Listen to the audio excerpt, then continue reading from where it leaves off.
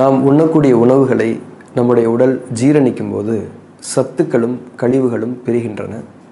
அதில் சத்துக்கள் உடலின் இயக்கங்களுக்காக தக்க வைத்து கொள்ளப்படுதலும் கழிவுகள் வெளியேற்றப்படுதலும் நம்முடைய உடலில் அன்றாடம் நடக்கும் நிகழ்வு. இதில் நம்முடைய ஜீரணம் நல்ல முறையில் நடந்து கழிவுகள் மிக குறைவான அளவில் உருவாகுமானால் அந்த குறைவான கழிவுகளை நம்முடைய உயிராற்றலானது இலகுவான முறையில் உடலை விட்டு வெளியேற்றிவிடும். ஆனால் ஜீரணம் தரமற்ற முறையில் நடக்குமானால் சத்துக்கள் குறைவாகவும் கழிவுகள் அதிகமாகவும் உருவாகிவிடும் தானே.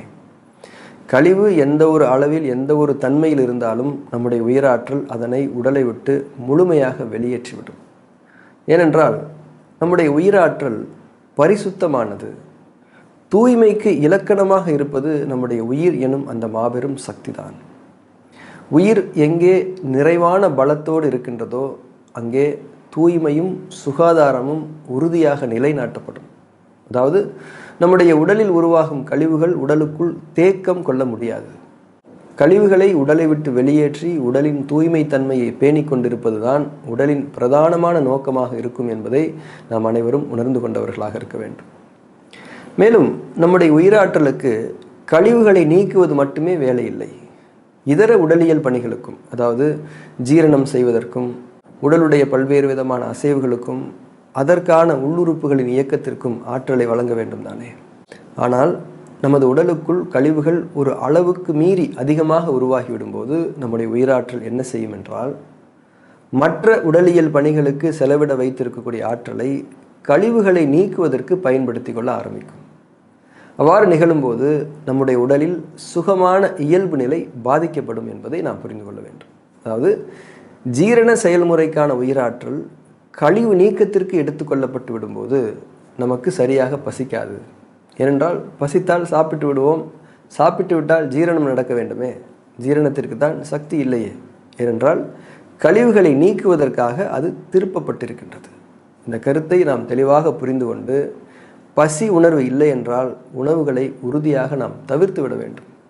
அல்லது பசி லேசாக இருக்குமானால் பழங்கள், திரவ ஆகாரங்கள் போன்ற எளிமையான உணவுகளை நாம் எடுத்துக்கொள்ளலாம். அதே போலத்தான் நம்முடைய உடலின் அசைவுகளுக்கான உயிராற்றலும் கழிவு நீக்கத்திற்கு பயன்படுத்தப்பட்டு கொண்டிருக்கும் போது நமக்கு உடலில் சோர்வும் அசதியும் இருக்கும். அப்போதும் சரியான புரிதலோடு முறையான ஓய்வை மேற்கொள்ள வேண்டும். மேலும் உயிராற்றல் அதனுடைய சக்திகளை எல்லாம் ஒருங்கிணைத்து கழிவுகளை நீக்கி கொண்டிருக்கும் போது சிலருக்கு சளி, தலைவலி, வாந்தி, பேதி, கட்டிகள் உருவாகி உடைவது போன்ற பல்வேறு விதமான தொந்தரவுகள் ஏற்படலாம். அவைகள் அனைத்துமே கழிவு நீக்கத்தின் விளைவுகள் தான் என்ற புரிதலோடு நாம் பொறுமை காக்க வேண்டும். மாறாக அந்த தொந்தரவுகளை எல்லாம் பொறுக்க முடியாமல் ரசாயன மருந்துகளை நாம் எடுத்துக்கொள்ளும் போது அம்மருந்துகள் நம்முடைய உயிராற்றல் செய்யக்கூடிய கழிவு நீக்க செயலை தடுத்துவிடும்.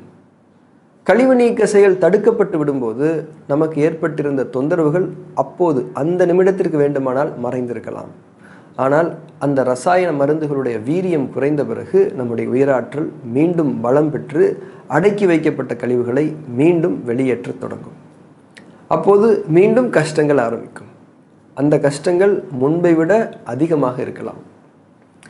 எனவே நம்முடைய உயிராற்றலின் கழிவு நீக்க செயல்முறையை பற்றியும் அதற்காக அது செய்யக்கூடிய சக்தி மேலாண்மையை, சக்தி ஒருங்கிணைப்பை பற்றியுமான மேற்சொன்ன இந்த புரிதல்களை எல்லாம் நம்முடைய மனதில் கவனமாக கொண்டிருக்க வேண்டும். ஏனென்றால் நாம் எல்லா நேரங்களிலும் சரியான தன்மையில் நடந்து கொள்ள முடியாமல் போகலாம் தானே. அப்படி தவறினாலும் அந்த தவறுகளின் விளைவுகளை நம்முடைய உயிராற்றல் சீர் செய்யும்.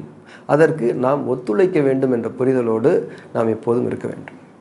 அந்த புரிதல் இருந்தாலே தொந்தரவுகளை தாங்கிக் கொள்ளக்கூடிய பொறுமையும் வலிமையும் நமக்கு வந்துவிடும்.